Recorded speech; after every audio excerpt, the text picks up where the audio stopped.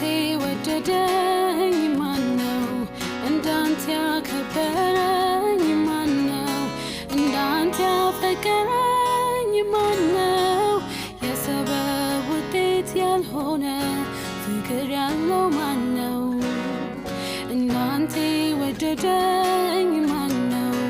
እንዳንተ ያከበረኝ ማነው እንዳንተ ያፈቀረኝ ማነው የምክንያት ውጤት ያልሆነ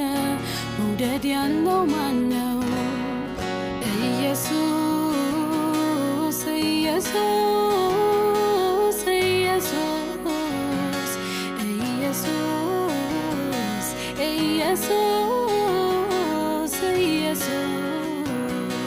ኢየሱስ